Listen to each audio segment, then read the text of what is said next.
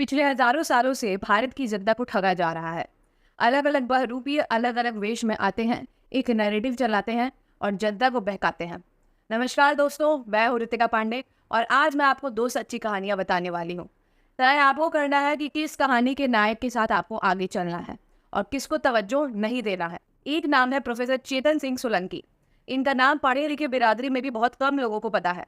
ये आईआईटी बॉम्बे के एक प्रोफेसर है और इन्हें सोलर मैन ऑफ इंडिया के नाम से भी जाना जाता है। कुछ दिन पहले नई दिल्ली के 5 सितारा होटल हयात में एक सेमिनार में हिस्सा लेने पहुंचे और वहां पर किसी ने इनकी फटे हुए मोजे की तस्वीर खींचकर सोशल मीडिया पर वायरल कर दी। 5 सितारा होटल में फटे हुए मोजा पहनने वाला अतिथि, जिसे देश के सभी मीडिया प्लेटफॉर्म द्वारा एक हास्य का समाचार बनाकर प्रस्तुत किया गया। लेकिन आश्चर्यजनक बात तब हो गई जब श्री चेतन सिंह सोलंकी ने अपने फटे हुए मोजे के पीछे का कारण बताया और यह बात सुनकर न सिर्फ भारत बल्कि विदेश के भी लोग इनकी बात सुनकर आकर्षित हुए। उन्होंने कहा कि मेरे फटे हुए मोजे पब्लिक में एक्सपोज हो गए और मुझे उसे बदलने की ज़रूरत है। मैं ऐसा कर भी सकता हूँ और मैं आर्थिक रूप से सक्षम भी हूँ, लेकिन प्रकृति ऐसे अफोर्ड नहीं कर सकती। मानव के पैसे कमाने की कोई सीमा नहीं है, लेकिन प्रकृति इस धरती की एक सीमा है। ऐसा कहने के पीछे उनका यह कारण था कि कपास एवं वस्त्र उद्योग व डेनिम के उपयोग में लगने वाला जल बहुत ही अधिक है और हमें जल संसाधनों का बहुत ही बुद्धिपूर्ण तरीके से उपयोग करना चाहिए, वरना यह धरती आने वाली पीढ़ियों के लिए रहने लायक नहीं रहेगी। पूरी दुनिया उनकी इस दृष्टिकोण की प्रशंसा कर रही है और इस घटना ने उन्हें सस्टेनेबिलिटी का ब्रांड एम्बेसडर बना दिया है। सोलंकी जी को मध्य प्रदेश गवर्नमेंट द्वारा brand ambassador of solar energy के नाम से सम्मानित किया गया है। इन्होंने आईआईटी बॉम्बे के अंडर बहुत सारे सोलर प्रोजेक्ट्स का नेतृत्व किया है। इनका सोर्स प्रोजेक्ट्स, इन्होंने इसके माध्यम से 7.5 मिलियन परिवारों को क्लीन लाइट यानी कि स्वच्छ रोशनी प्रदान की है। अब सुनिए इन्हें कौन कौन से अवार्ड्स मिले हैं। Prime minister innovation awards for solar energy, first prize in solar chulha design by ONGC, 3 Guinness world records, 2 young scientist awards, CSIR की तरफ से science and technology award, excellence in reskilling, outstanding green activist और कई अन्य पुरस्कार जिसे भारत सरकार ने इन्हें दिया है। इतने इनोवेशंस और निस्वार्थ काम के बाद भी इस देशभक्त वैज्ञानिक को इस देश की बहुत ही कम लोग जानते हैं। अब चलिए आपका परिचय उन दूसरे शख्सियत से कराती हूँ जो अपने मुंह में चम्मच लेकर पैदा होते हैं, जो कांग्रेस के एक बड़े नेता के पुत्र हैं और जिन्हें पूरे देश में एक गरीब विद्यार्थी के रूप में प्रस्तुत किया जाता है, जिन्हें एक बड़े सोलर वैज्ञानिक के रूप में आपके सामने प्रस्तुत किया जाता है और जिनकी शादी एक अमेरिकन लड़की से होते ही इनके भाग्य खुल जाते हैं और अपने आप इनकी झोली में इंटरनेशनल अवार्ड्स गिरने लगते हैं, जिसमें से एक मैग्सेसे अवार्ड भी है। जी हाँ दोस्तों, मैं बात कर रही हूँ सोनम वांगचुक की, जिनके पिता जम्मू एंड कश्मीर गवर्नमेंट में अब्दुल्ला सरकार में कैबिनेट मंत्री रह चुके हैं और ये इतनी बड़ी पोजीशन पे होने के बाद भी लद्दाख के लोगों को इनकी डिमांड जो थी लद्दाख को यूनियन टेरिटरी बनाने की, उसे पूरा नहीं कर पाते, जिसे 2019 में बिना इनके किसी प्रयास के भाजपा सरकार ने आर्टिकल 370 हटाते हुए यूनियन टेरिटरी का दर्जा लद्दाख को दे दिया। आइए इस सब चीज़ों को एक क्रम में समझने की कोशिश करते हैं। तो कहानी शुरू होती है 80-90 के लास्ट में। एक औरत अमेरिका से भारत आती है, रेबिका नॉर्मन। यह सोनम वांगचुक से मिलती है और 1996 में इन दोनों की शादी हो जाती है। शादी होने के बाद ही सोनम वांगचुक के भाग्य खुल जाते हैं। 2002 में सोनम वांगचुक को अशोका फेलोशिप मिलती है, जो कि Skoll foundation, Schwab foundation and Rockefeller foundation द्वारा फंडेड रहती है, यानी कि इनको अमेरिकी फंडिंग शुरू हो जाती है। 2004 में मनमोहन सिंह जी भारत के प्रधानमंत्री बनते हैं और सोनम वांगचुक को कांग्रेस से विशेष संरक्षण प्राप्त रहता था। उन्हें लद्दाख हिल काउंसिल विजन डॉक्यूमेंट 2025 के लिए नियुक्त कर लिया गया और 2004 में शिक्षा और पर्यटन पर नीति बनाने का काम सौंपा गया, यानी कि 2004 आते हैं इन्हें कांग्रेस पार्टी की तरफ से, इन्हें सरकार की तरफ से फंडिंग शुरू हो जाती है। 2009 में इनके ऊपर 3 इडियट्स पिक्चर बनाई गई और पूरी देश की मीडिया ने इस पिक्चर को चलाया, जिसमें इन्हें गरीब और अनाथ दिखाया गया। 3 इडियट्स सोनम वांगचुक के ऊपर बनाई गई थी ताकि जनता की इमोशनल सपोर्ट इन्हें मिल सके। मैं आपको बता दूं कि इनके पिता सोनम वांगयार जम्मू एंड कश्मीर गवर्नमेंट में अब्दुल्ला की सरकार में कैबिनेट मिनिस्टर थे। तो ये सोनम वांगचुक जो कि पिक्चर के हिसाब से बहुत गरीब और अनाथ थे, ऐसा कुछ भी नहीं था। तो इस तरीके से इनकी ब्रांडिंग मार्केटिंग की शुरुआत होती है। कांग्रेस कैबिनेट मिनिस्टर की लड़की को किस तरीके से ग्लोबलाइज करती है कांग्रेस की सरकार जो उस वक्त केंद्र में थी। अब आप पहले ये वीडियो देखिए। गलवान सेक्टर के बाद बार बार आते, गलवान, फिर वहां से जाके मोरगो, दौलतबेगुड़ी सेक्टर, पूरे उस एरिया को नॉर्दर्न सब सेक्टर कहते हैं, जहां कनेक्टिविटी के लिए डीएसडीबीओ दुर्बुक शायोग दौलतबेगुड़ी जो एक सड़क होता है, माननीय अटल जी के सरकार के दौरान वहां पे सड़क बनाने के जो निर्णय लिया 220 किलोमीटर का, 2020 में वो काम चालू हुआ। उसके बाद कांग्रेस सरकार आया। अध्यक्ष जी मैं आपको बता दूं 2012 तक वो सड़क कंप्लीट नहीं हुआ, बना ही नहीं वहां पे, और विजिलेंस लग गया। विजिलेंस में बताया कि वहां तो इतना दूर है, बर्फ है, पानी है, नहीं जा पाएंगे, आपको हेली की कराते हैं। तो विजिलेंस कमेटी को हेली में ले गया। मैं आपको बहुत इंटरेस्टिंग कहानी सुना रहा हूं। हेली में लेके गया, ऊपर से हेली से, हाँ भाई नीचे से सड़क है, अच्छा ब्लैक टॉप किया हुआ है, देखा, रिपोर्ट सबमिट किया, लेकिन उसमें यह बताया कि अच्छा ये बीच बीच में पानी आ रहा है तो ये रीअलाइनमेंट करके दोबारा बनाना पड़ेगा। तो ये जितने भी हजारों करोड़ है वो अध्यक्ष जी अभी तो शुरू किया है, अभी तो शुरू किया प्लीज। तो वो सड़क जो है रिपोर्ट में बता दिया कि अच्छा ये ब्लैक टॉप हुआ, बीच बीच में इसको रीअलाइनमेंट करना पड़ेगा। मैं आपको बता दूं अध्यक्ष महोदय, सड़क बने ही नहीं, नीचे ब्लैक टॉप के जगह कंबल बिछा दिया इन्होंने, कंबल बिछा दिया। आप यकीन करोगे, कंबल बिछा के वो आज भी मैं वहां शायोग जाता हूं, दुर्बुक जाता हूं, टंग से जाता हूं, लोगों से मिलता हूं, वही लोग जो ग्राउंड की हकीकत कहानी मुझे बताते हैं, संसद जी ऐसा होता था।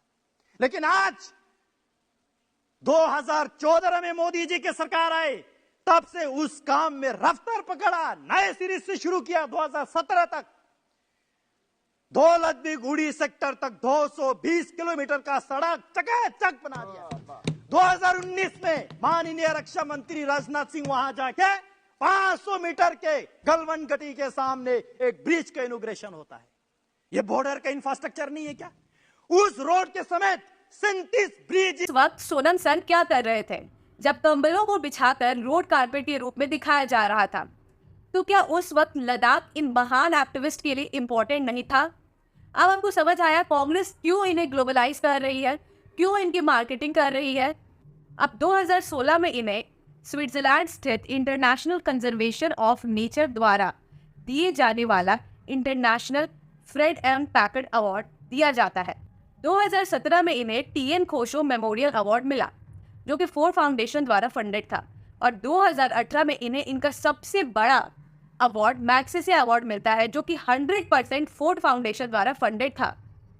दोस्तों मैं आपको बता दूं कि ये सारे अवार्ड जिन्हें मैं बार बार हाईलाइट कर रही हूँ, ये बड़े बड़े संस्था जो इन अवार्ड्स को देते हैं, ये अमेरिका के हितों को सर्वोपरि रखने के लिए दिया जाता है। उस इंसान को चुना जाता है जो अपने देश की सरकार के खिलाफ जरूरत पड़ने पे खड़ा हो सके, उसकी विरोध में खड़ा हो सके। अब हम लोग लद्दाख में हो रहे इन प्रोटेस्ट के पीछे के कारणों को समझने की कोशिश करते हैं। सबसे पहले ये समझते हैं कि सोनम वांगचुक की क्या डिमांड्स है। पहला डिमांड है to include Ladakh in the 6th schedule. तो 6th शेड्यूल क्या होता है ये समझने की कोशिश करते हैं। कॉन्स्टिट्यूशन का article 244 tribal areas and schedule areas के लोगों को ये राइट देता है कि अपने लोकल एरियाज को एडमिनिस्टर कर सके, और इसी में शेड्यूल 5 एंड शेड्यूल 6 आता है। तो अगर शेड्यूल 6 में कोई एरिया मेंशन हो जाता है तो वहाँ के लोग अपना autonomous district council and autonomous regional council बना सकते हैं। तो इस काउंसिल के पास पावर होती है कि यहाँ के लोकल एरियाज को एडमिनिस्टर कर सके। यहाँ का लॉ, लैंड, फॉरेस्ट, एवरीथिंग इनके हाथों में होता है। यही सारे लॉ एंड रेगुलेशन बनाएंगे। सरकार के पास फिर कोई पावर नहीं रह जाती। तो अब शेड्यूल 5 में क्या होता है ये समझने की कोशिश करते हैं। यहाँ पे ट्राइबल एडवाइजरी काउंसिल बनाई जाती है। यहाँ के लोग अपने लॉज एंड रेगुलेशन खुद से नहीं बना सकते हैं, रूल्स एंड रेगुलेशन खुद से नहीं बना सकते हैं। ये सिर्फ सरकार को सजेस्ट करते हैं, और अगर सरकार को ये चीज़ें अच्छी लगती है तो ये उसे कंसीडर भी करती है। तो क्वेश्चन ये उठता है कि सरकार को इतनी क्या मुश्किल हो रही है लद्दाख को 6th शेड्यूल में डालने की। समझिए जो लेफ्ट की जो इकोसिस्टम है वो तो आपको यही बता रही है, इतने देर से वो आपको यही समझा रही है कि हमारे जो प्रधानमंत्री है वो यहाँ के रिसोर्सेज, यहाँ के लैंड, यहाँ के फॉरेस्ट, यहाँ की ज़मीन को वो बेचना चाहते हैं, अपने दोस्तों को देना चाहते हैं, अदानी अंबानी को। लेकिन ये सच नहीं है। ध्यान से सुनिए दोस्तों, मैं आपको जो बताना चाह रही हूँ उसे समझने की कोशिश कर रही है। I am being biased towards my country, not any political party. Ladakh जो है वो कोई आर्म टूरिस्ट प्लेस नहीं है।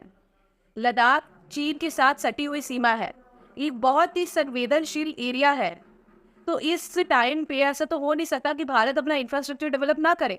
आपने ऊपर उन सांसद की वीडियो तो देखी होगी, कैसी कंडीशन थी। तो इस टाइम पे समझने की कोशिश कीजिए कि strategic development of Ladakh is very important.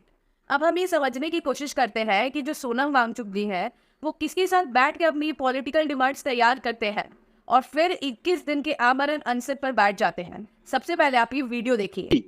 Boss Ladakh, और पूरा उसका महिमा मंडन हुआ। मोटरसाइकिल से राहुल ने यात्रा क्या की, लेकिन राहुल की लॉन्चिंग हर बार कुछ ना कुछ कांड कर जाती है। क्या कांड कर गया इस बार लद्दाख में? राहुल का बाबूजी के जन्मदिन मनाने के लिए राहुल गांधी लद्दाख गए, मौज मस्ती करने के लिए। तो क्या हो गया? कौन उनके साथ थे कि फिर मुद्दा बन गया कि आखिर देश विरोधी शक्तियों के साथ क्यों खेलते हैं राहुल गांधी? बता दूं कि देखिए, लद्दाख जो है ये आम टूरिस्ट प्लेस नहीं है। बिल्कुल ये चीन के साथ लगी हुई सीमा है और बहुत संवेदनशील और सुरक्षा की दृष्टि से बहुत ज्यादा संवेदनशील है वो। आप श्रीनगर जाते हैं, गुलमर्ग जाते हैं, पहलगांव जाते हैं कश्मीर में, उतना मामला नहीं, वहाँ कोई भी जा सकता है, वहाँ कोई भी शूटिंग हो सकती है। लेकिन लद्दाख में बहुत से इलाके बड़े प्रतिबंधित हैं और वहाँ पर निगाह रहती है हमेशा 24 घंटे 365 दिन। भारतीय सेना वहाँ सतर्क रहती है, बिल्कुल चीन से सटा हुआ, वहाँ सब कर्म होते हैं। और वहां पर जब पढ़ा तो मैं चौंका कि इसके साथ जो 3 लोग गए हैं मनीष जी, उसमें 2 मुसलमान हैं, केनिया के मुसलमान हैं, केनिया के मुसलमान हैं, और एक इटली का है। और इटली वाला जो है उसकी क्वालिफिकेशन आप जो देखें तो उसके बाद ये मामला बहुत संवेदनशील हो जाता है मनीष जी, बहुत गंभीर मामला हो जाता है। और सब इस राहुल गांधी को जवाब देना चाहिए कि हर जगह अभी ये भारत तोड़ो भारत जोड़ो यात्रा चला रहा था, तब तो ये पूरी लहर अपने साथ लेके चल रहा था, फलाने आ जाओ, ढिमाके आ जाओ, पूर्व सैनिक आ जाओ, पूर्व फिल्मी दुनिया के लोग आ जाए। लद्दाख के मिशन पर ये इन अनजान लोगों को पूरी तरह से तकनीकी रूप से सुपर एजुकेटेड कहिए, सुपर ट्रेड, जो अभी इनके क्वालिफिकेशन बताऊंगा तो दर्शक चौंकेंगे मनीष जी, कि उनको लेकर ये लद्दाख गया और किसी को कोई खबर नहीं, इसने कोई घोषणा भी नहीं की, इसने कोई ऐलान नहीं किया। वो तो प्रीति गांधी ने जो ट्वीट किया तो लोग जाने, लेकिन उनके पास भी डिटेल नहीं था। फ्री प्रेस जर्नल अखबार ने इनका पूरा डिटेल निकाला, वो उन्होंने छापा है अपनी वेबसाइट पे। तो वो उसके बाद तो मनीष जी चौंकना था कि ये इसको पूरे 140 करोड़ के हिंदुस्तान में इसको कोई इसका साथी नहीं मिला। और इसको साथी कौन मिला? केनिया के 2 मुसलमान, मतलब केनिया ऐसे देश, और एक इटली का, और वो जो है एक तो मामा था, मामा रहा होगा इसका। तो आपने वीडियो तो देख ही लिया होगा। तो हमारे नेता प्रतिपक्ष, मैं नाम नहीं ले सकती क्योंकि मेरे बहुत सारे व्यूअर्स को बहुत बुरा लगता है, तो ये फरवरी में जाते हैं लद्दाख अपने 2 विदेशी साथियों के साथ। वीडियो में आपने अच्छे से सुना ही होगा।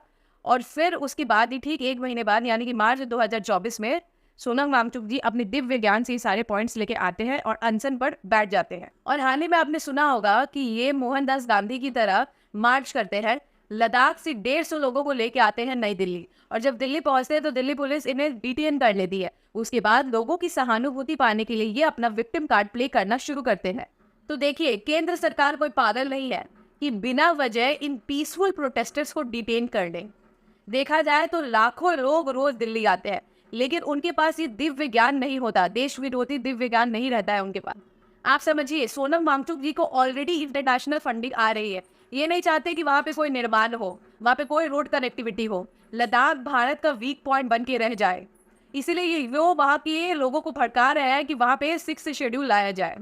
अरे हम नहीं जानते 6th शेड्यूल लगने के बाद गवर्नमेंट का वहाँ कोई कंट्रोल नहीं रहेगा।